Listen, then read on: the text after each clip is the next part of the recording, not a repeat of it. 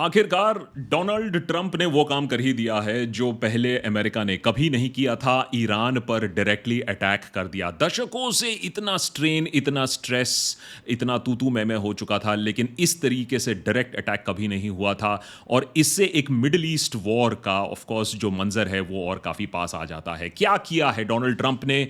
3 nuclear facilities पर अब attack कर दिया है। फोर्दो, इस्फहान और नतान्स पर। ये 3 क्रिटिकल प्लेसेस हैं जहां डोनाल्ड ट्रंप ने अब अटैक कर दिया है। नतान्स और इस्फहान पर नेवी के थ्रू, क्रूज मिसाइल्स के थ्रू अटैक किया गया है। और फोर्दो के लिए कुछ ज़्यादा ही स्पेशल रखा गया था।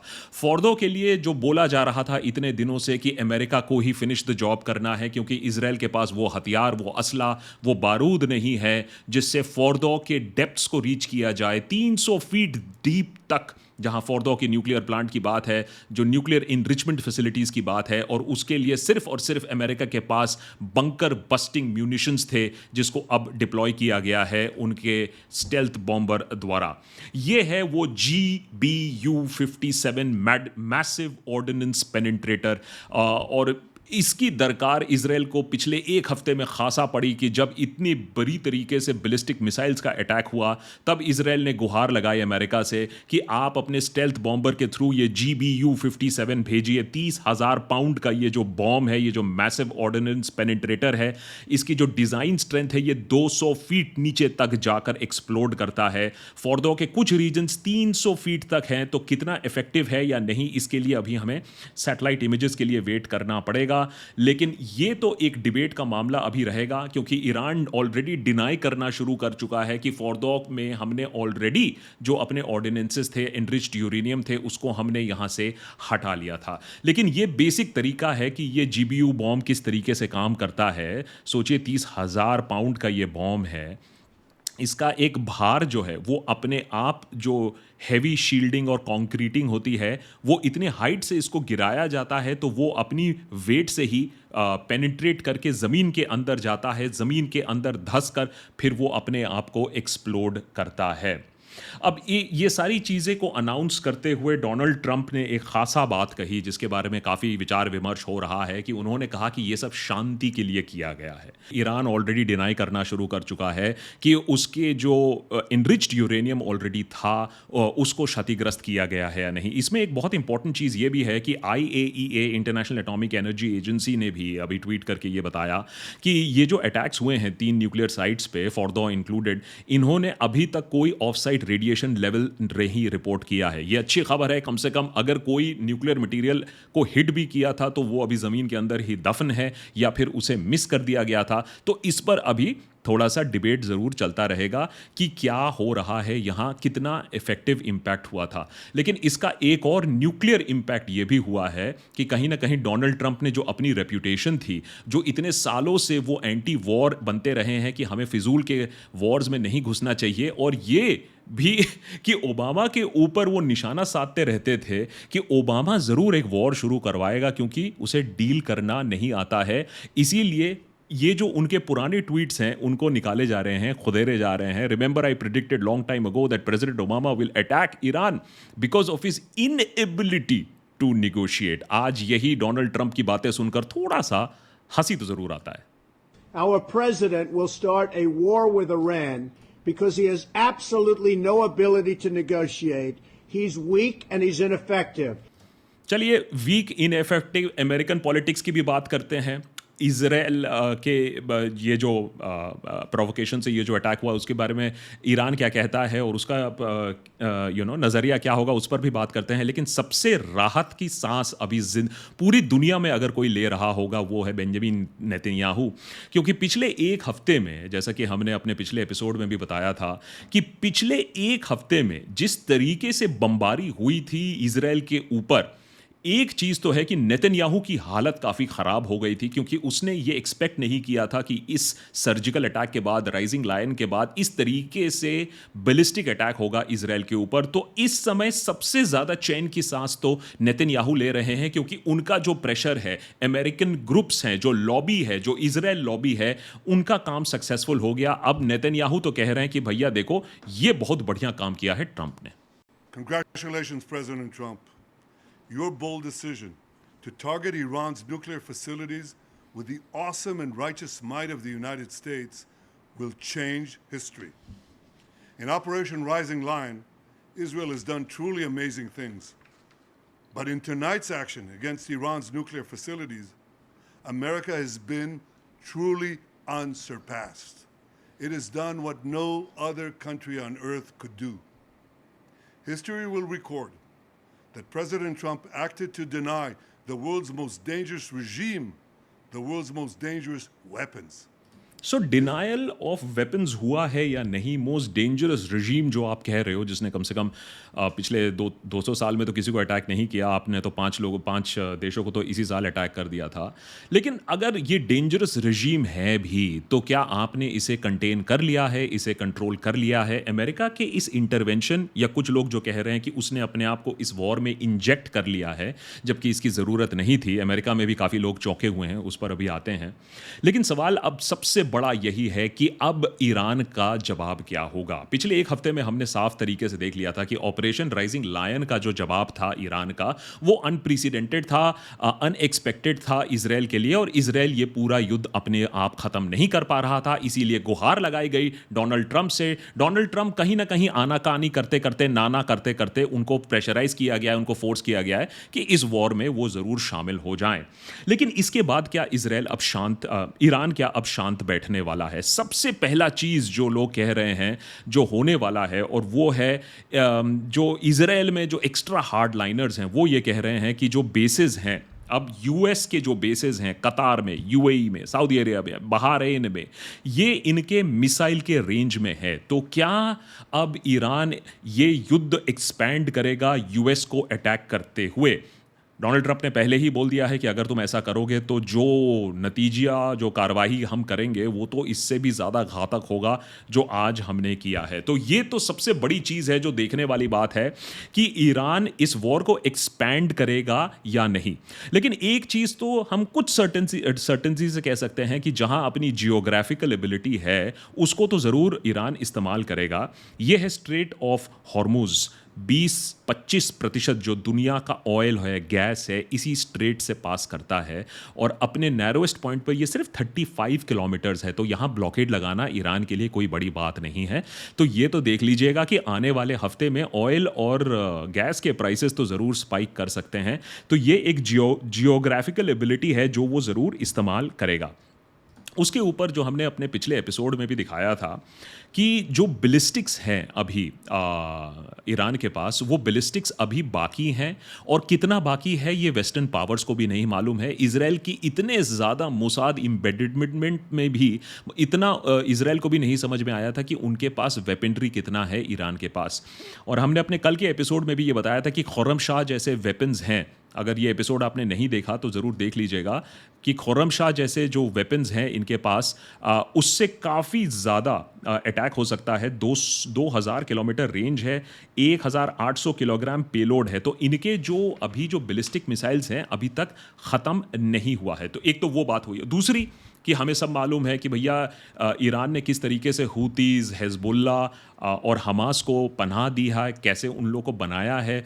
तो ये जो प्रॉक्सी ग्रुप्स हैं, ये किस तरीके से अब रिस्पॉन्ड करेंगे, ये भी देखने की वाली बात है। और अमेरिका में ऑलरेडी इस बात की एक अवेयरनेस है, और इस बात को देखा जा रहा है कि कहीं स्लीपर सेल्स, कहीं लोन अटैक्स ये ना शुरू हो जाए इस अटैक के बाद, क्योंकि इसमें काफ़ी अगर ये आप बोले तो काफ़ी अनप्रेसिडेंटेड है, क्योंकि कहा सुनी हुई है, स्ट्रेस हुआ है, लेकिन ईरान पर इस तरीके से डायरेक्ट अटैक अमेरिका ने पहले कभी नहीं किया था। और इसीलिए कुछ हार्डलाइनर्स ईरान में ये भी कह रहे हैं कि बहरीन स्थित जो अमेरिकन फ्लीट है उसे भी अटैक किया जाए। तो अभी हम बहुत ही एक सेंसिटिव सिचुएशन में है। लोग कहते हैं कि नहीं नहीं ऐसा नहीं होगा, वाइडर वॉर नहीं होगा, लेकिन देखते ही देखते अगर आप इतिहास पढ़ो तो वाइडर वॉर बहुत जल्दी हो सकता है। लेकिन ये सब हुआ कैसे?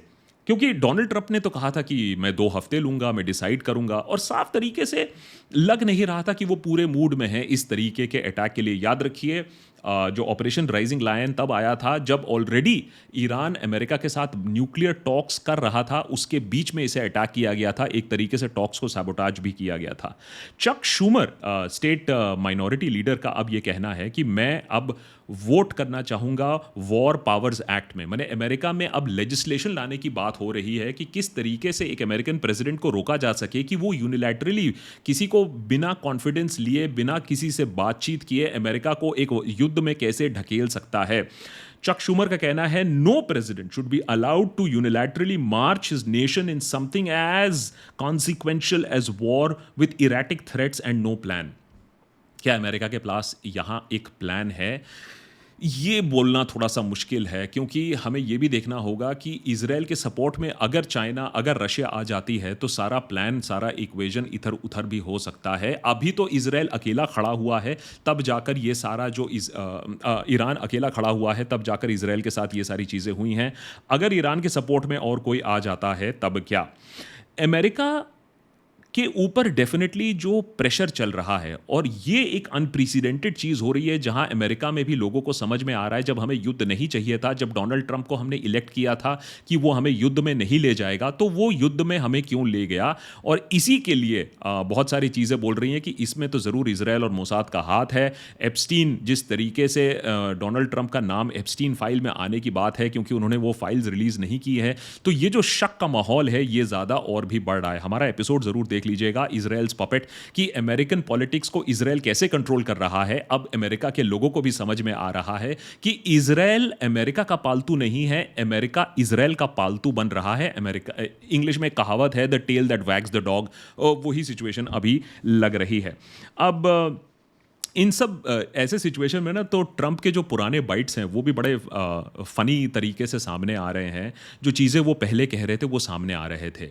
ये जो पूरा मंजर आज आप देख रहे हो कि इजराइल और ईरान के बीच में चल रहा है, ईरान अपने न्यूक्लियर वेपन्स डेवलप करने की कोशिश कर रहा है, ये मंजर अपने आप ख़त्म हो गया था। अमेरिका और ईरान के बीच में न्यूक्लियर डील हो गया था, जिससे ट्रंप ने अपने आप को एक्सट्रैक्ट किया था, अमेरिका को बाहर निकाला था उनके पहले प्रेसिडेंसी में, और उसी के बाद फिर ईरान ने अपने न्यूक्लियर इनरिचमेंट को शुरू किया था। आज यही वाले बाइट्स वापस आ रहे हैं ट्रंप को हॉन्ट करने के लिए कि यार कहीं ना कहीं कांड तो तुमने शुरू किया था। I am announcing today that the United States will withdraw from the Iran nuclear deal. In a few moments, I will sign a presidential memorandum to begin reinstating U.S. nuclear sanctions on the Iranian regime. We will be instituting the highest level of economic sanction. Any nation that helps Iran in its quest for nuclear weapons could also be strongly sanctioned by the United States. America will not be held hostage to nuclear blackmail. अब nuclear blackmail कौन कर रहा है, कौन सा देश कर रहा है, ये बोलना अभी थोड़ा सा मुश्किल है, लेकिन क्लियरली उन्होंने अपनी लेगेसी को तो डेफिनेटली डैमेज किया है, क्योंकि उन्होंने कोशिश यही किया था, 2018 में डील से अपना बाहर किया था, और अब डील में वापस एक ईरान के साथ डील साइन करने की कोशिश कर रहे थे कि ईरान अपने न्यूक्लियर वेपन्स छोड़ दे और उनको अपना नोबेल प्राइज़ मिल जाए। लेकिन वो नोबेल प्राइज़ और जो अपनी लेगेसी है उस पर भी बॉम्ब गिरा दिया है, बड़ा सा GBU बॉम्ब गिर चुका है। क्योंकि अब जब हम लोग एक ऐसे सिचुएशन पे आ गए हैं जिसे अनचार्टर्ड वाटर्स हम कह सकते हैं, क्योंकि इसके बाद अब क्या होगा, इसके बाद रशिया कैसे बिहेव करेगा, चाइना कैसे बिहेव करेगा, इजराइल कैसे और ईरान कैसे बिहेव करेगा, अभी हमें मालूम नहीं है। लेकिन इस एपिसोड को रिकॉर्ड करते वक्त मैं ये आपको कंफर्म कर सकता हूं कि ईरान चुप तो नहीं बैठने वाला है जैसा कि एक्सपेक्टेड था, क्योंकि उन्होंने भी इसको as a matter of national pride लिया है, और इजराइल पर अटैक ऑलरेडी शुरू हो चुका है। तो कुछ ही घंटों के अंदर इस मैसिव स्ट्राइक के ये देखना बाकी है कि यूएसए पर अटैक करता है या नहीं ईरान, लेकिन डेफिनेटली इजराइल पर अटैक्स जारी रहेंगे। क्या और बड़े मिसाइल से और बड़े स्केल पर अटैक होगा या नहीं, ये देखने वाली बात है, लेकिन इजराइल पर अटैक्स अभी जारी है। दूसरा जो सिचुएशन है अमेरिका में, बहुत सारे लोग इस बात को क्रिटिसाइज़ कर रहे हैं कि हमने इस बार वोट दिया था ट्रंप को। ट्रंप का खुद का मेगा बेस बोल रहा है, हमने आपको वोट दिया था कि वॉर से आप बाहर रखोगे, हमें इन्फ्लेशन पर फोकस करना है, जॉब्स पर फोकस करना है, इकोनॉमी पर फोकस करना है, मेक अमेरिका ग्रेट पर फोकस करना है। लेकिन आपने तो मिका कर दिया है, मेक इजराइल ग्रेट। लोग कह रहे हैं कि हमने अंडे के लिए वोट किया था, इन्फ्लेशन के लिए वोट किया था, और हमें मिला एक और युद्ध। तो उसके वजह से जो डोनाल्ड ट्रंप की जो छवि है, और डोनाल्ड ट्रंप की जो अपनी निजी चाह भी है कि मुझे एक नोबेल प्राइज मिले, मैं as a deal maker, as a peace maker जाना जाऊं, वो कहीं ना कहीं क्षतिग्रस्त हो गई है इस जीबीयू बॉम्ब से। देशभक्त के आज के एपिसोड को मैं एंड करना चाहूंगा एक खासा कोट से जो इसी साल डोनाल्ड ट्रंप ने दिया था। अपनी लेगेसी, अपने आप को कैसा वो याद रखना चाहेंगे, क्या लेगेसी छोड़ना चाहेंगे, उसके बारे में उन्होंने बात की थी। सुन लीजिए और सोचिए कि कहाँ बॉम्ब लगा है बुरी तरीके से, कहाँ बॉम्ब फटा है बुरी तरीके से। Like in 2017, we will again build the strongest military the world has ever seen. We will measure our success not only by the battles we win, but also by the wars that we end, and perhaps most importantly, the wars we never get into.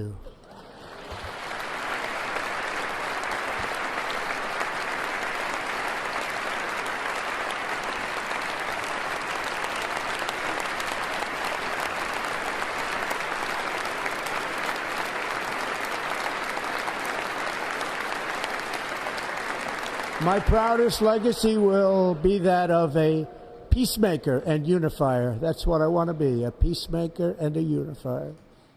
Peace maker and a unifier, ये दो चीज़ों तो ना हो पाएंगी। इसमें कोई doubt नहीं है कि अमेरिका के मिलिट्री माइट के सामने ईरान का टिकना मुमकिन नहीं है, क्योंकि इतने सालों से सैंक्शंस जो लगे हुए हैं, उनकी एयरफोर्स ना के बराबर पहले ही थी।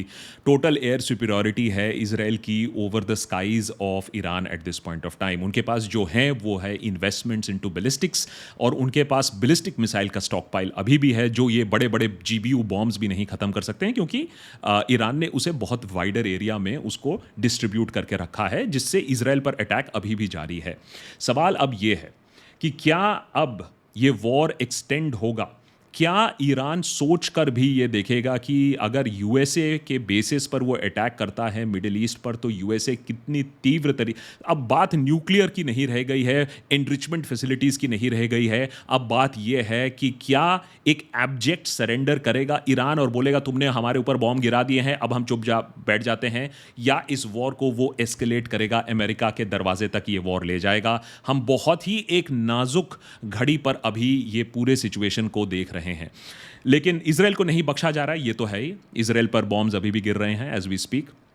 दूसरा यह है कि डोनाल्ड ट्रंप ने जो सोचा था, जो करेगा कि यूक्रेन वॉर रुकवा देगा, इंडिया पाकिस्तान वॉर रुकवा देगा, जनरल मुनीर को लंच करवाएगा, पाकिस्तान से अपने आप को नॉमिनेट कराएगा नोबेल पीस प्राइज़ के लिए, वो सारे जो सपने थे कि हम भी ओबामा की तरह एक नोबेल पीस प्राइज़ लेंगे, वो सपने तो चूर चूर हो चुके हैं। लेकिन यहाँ डोनाल्ड ट्रंप के पर्सनल सपनों से भी ज़्यादा बात है। यहाँ अमेरिका के फ्यूचर की बात है, इकोनॉमी की बात है, देश के पीस की बात है, और इसका जो रैमिफिकेशन होगा, जिस तरीके से अगर तेल और ऑयल के सप्लाई और गैस के सप्लाई में अगर इंपैक्ट आया, तो आपके और हमारे जेब पर भी और जिंदगियों पर भी इंपैक्ट पड़ेगा। ये वॉर पूरी दुनिया को ले डूबेगा अगर अभी डी एस्केलेशन नहीं हुआ, और अभी डिप्लोमेसी और डी एस्केलेशन होना थोड़ा सा मुश्किल लग रहा है। बाकी जो इन्फॉर्मेशन है देशभक्त पर आता रहेगा। Will keep updating you. Many thanks for watching.